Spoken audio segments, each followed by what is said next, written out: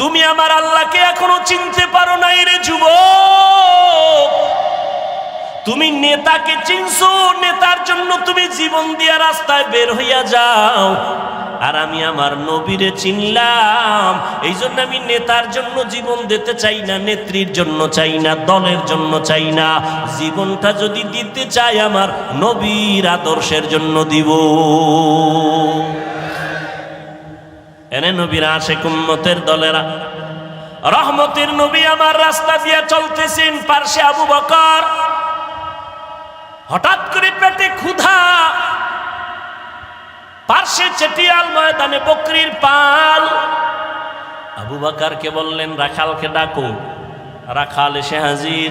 এই রাখাল, আমাদের পেটে ক্ষুধা, তোমার এমন একটা বকরি আমগো দেও, একটু দুধ পান করবো আমরা দহন করিয়া। রাখাল কয়, এই বকরির মালিক আমি না, অতএব আমি দিতে পারুম না। এবার নবী কয়, রাখাল শোনো, আচ্ছা ঠিক আছে, তাহলে দুধওয়ালা বকরি দেওয়া লাগবে না, এমন একটা বকরি দাও যেই বকরিটা মৃত্যু পর্যন্ত দুধ দিবে না। এরকম বকরি আছে না, দুধ দেয় না, এমন একটা বকরি দাও।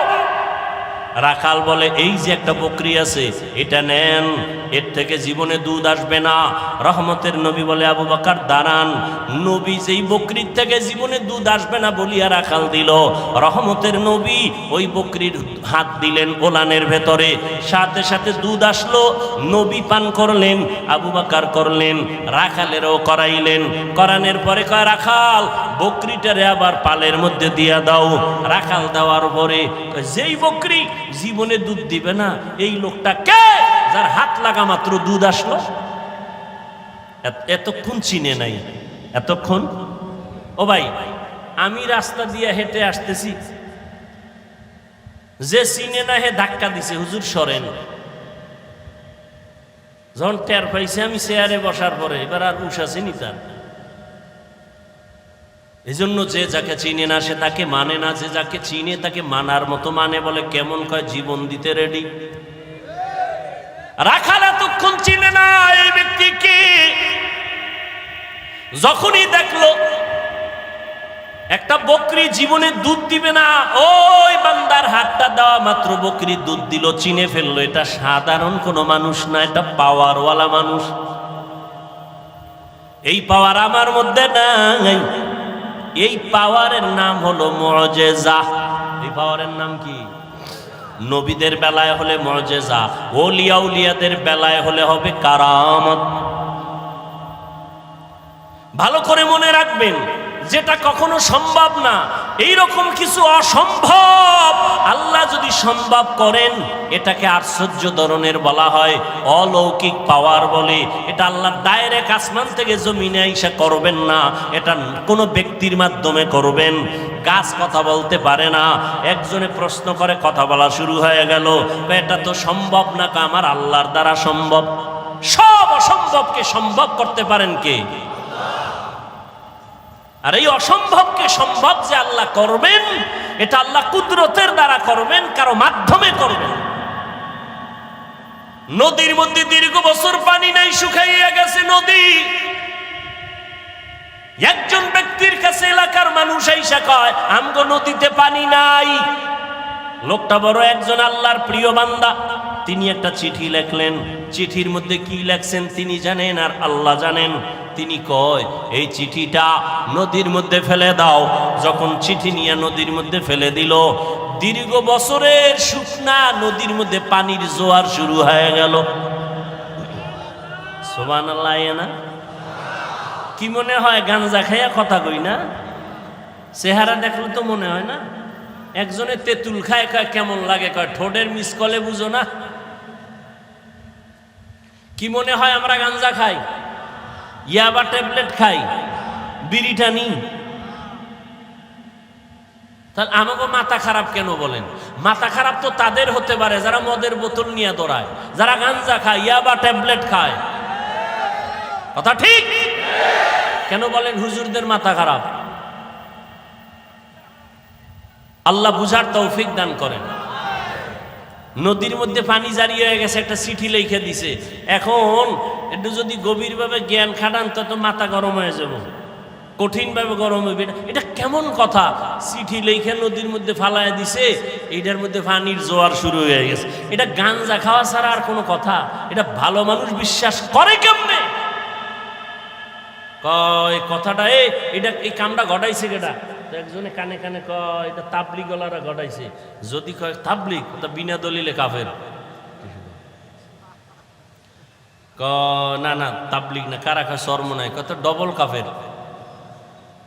তো কারা ঘটাইছে? কারণ সরমনায় না, খুঁজতে খুঁজতে খুঁজতে খুঁজতে ফট করে কয় না, এটা যে ঘটাইছে তিনি রসুলের কলিজার সাহাবী হযরত ওমর।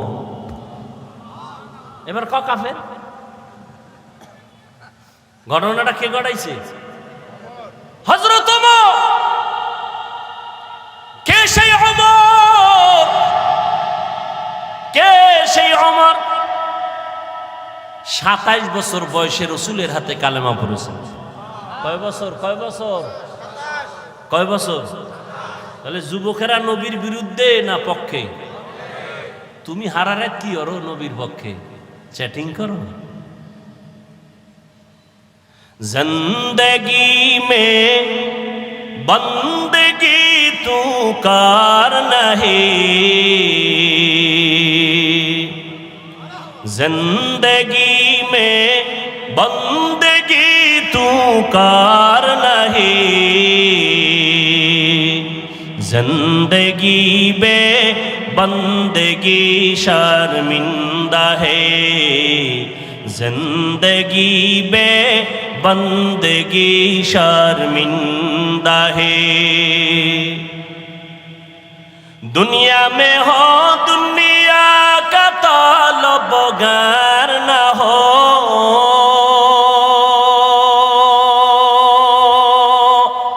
बाजार से गुजर हो खरीदार न हो,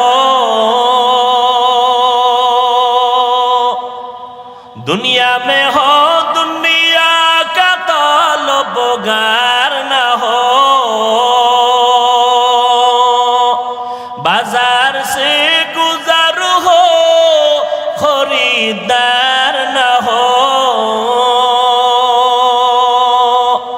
ये दुनिया एक मिसल कागज फूल है, ये दुनिया एक मिसल कागज फूल है, जिंदगी में बंदगी तू कार नहीं, जिंदगी में बंदगी तू कार नहीं,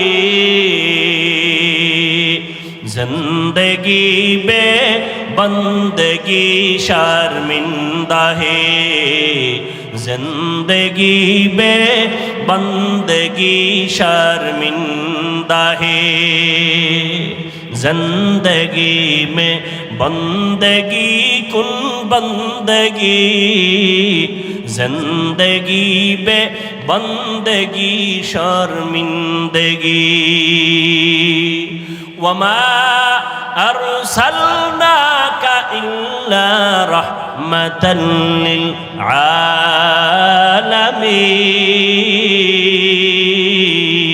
आलामीन।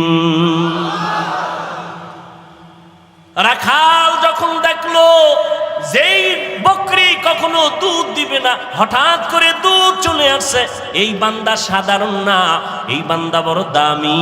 পাশের লোকটা দাঁড়ানো কে দেখছেন নি? খবর নেই কে? আবু বকর সিদ্দিককে জিজ্ঞাসা করলেন কে? ইনি হলেন রাহমাতুল লিল আলামিন, আব্দুল্লাহর পোলা মুহাম্মদ। কয় নাম শুনছি। তিনি কি বলে হ্যাঁ, তাই তো এই অলৌকিক ঘটনা প্রকাশ পেল। এবার মাথা নত করে বলে পয়গম্বর আমাকে আপনি তাড়াতাড়ি কালেমা পড়ায় দেন।